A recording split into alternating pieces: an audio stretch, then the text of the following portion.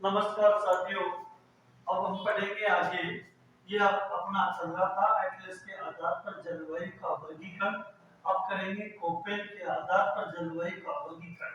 Koppen ने कैसा क्या किया, किस प्रकार से किया, ये सारी बातें पर जानेंगे। सबसे पहले देखो, कोपेन के आधार पर जलवायु, याद रखो 4 भागों में। सबसे पहले हम पहचानेंगे कोपेन की कुछ बातें। कोपेन, इसका जो जन्म की बात करेंगे, जन्म इसका हुआ है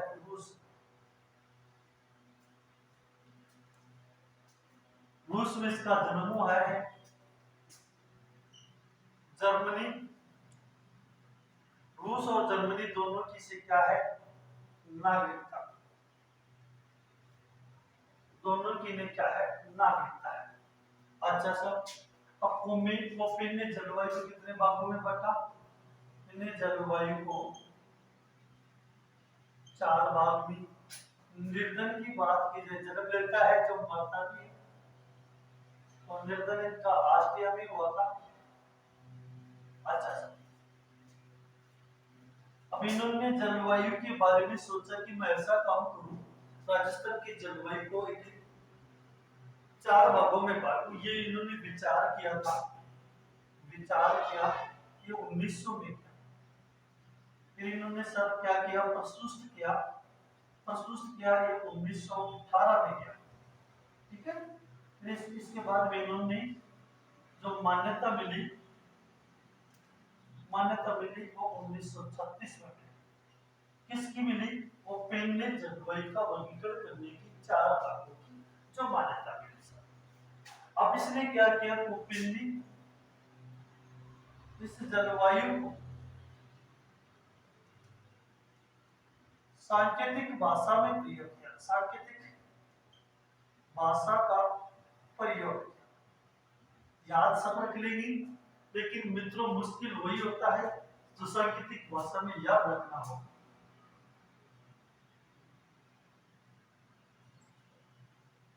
ये लो साहब, ये लो साहब, ये तो है शुष्क जलवायु, ये है अर्ध शुष्क जलवायु,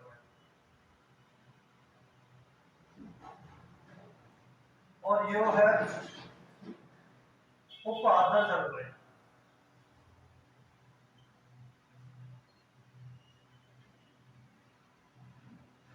और यो है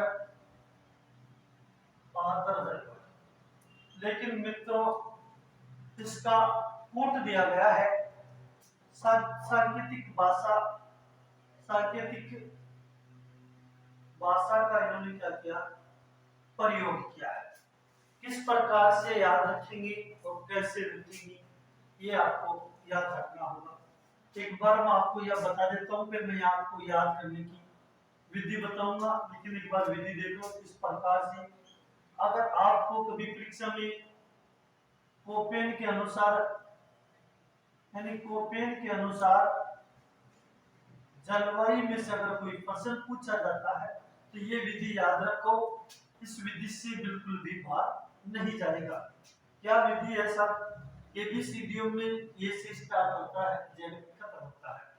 तो मैंने मेरे बच्चों से बात की कि दोस्तों अपने एबीसीडी पढ़ेंगे, तो मैं यहाँ पे बी लिख दी। बोले पापा आपने बी गलत कर दिया। पहले तो ये आता है, मैंने कहा बेटा कोई बात नहीं, ये ले, मैंने ए भी लिख दिया, बस खुश हो गए बेटो। अब उसके बाद में मैं बेटों को ये कोड सिखा दिया कि भाई पहले मैंने बी लिख दिया तो बेटा नाराज हो गया, और फिर मैंने कहा बेटा कोई बात नहीं है, पहले ये आता तो मैं ये लिख देता हूँ, ठीक है। फिर मैं यहाँ पे वापसी बी लिख दिया।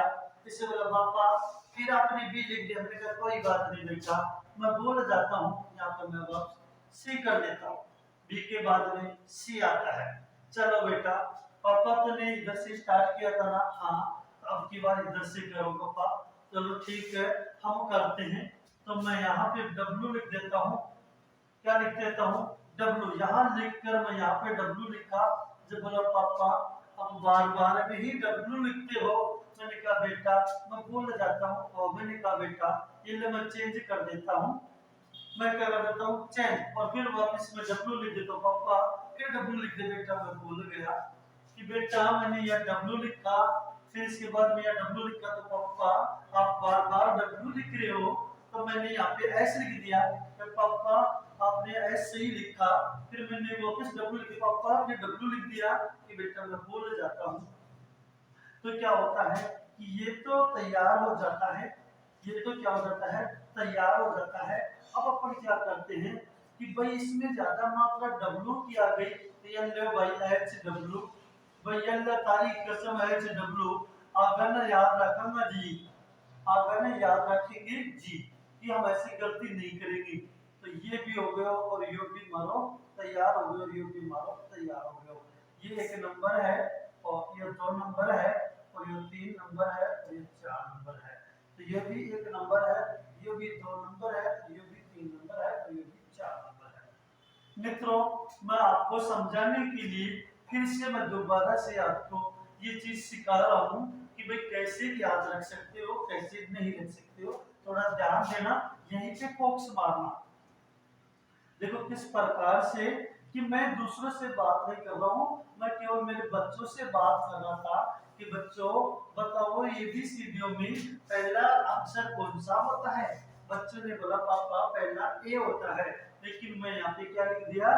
बी। तो उसने बोला नहीं पापा पहला ए होता है।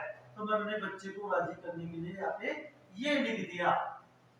उसके बाद में क्या होता है कि मैंने यहाँ पे ये लिख दिया और बच्चा भी राजी हो गया।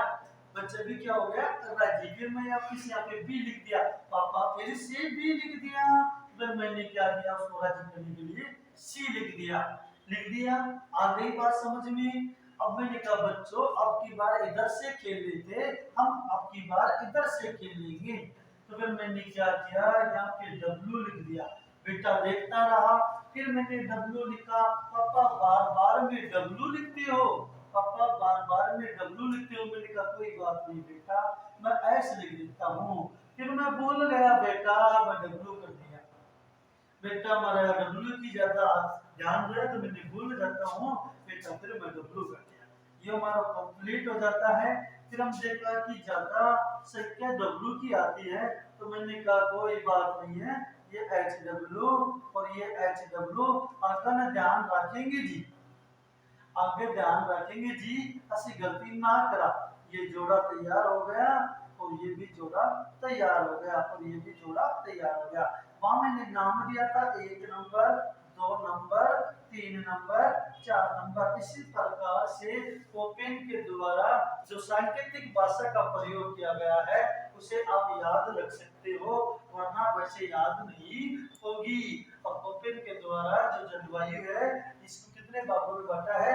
4 भागों में। जय हिंद साथियों, अच्छी लगे तो शेयर करो।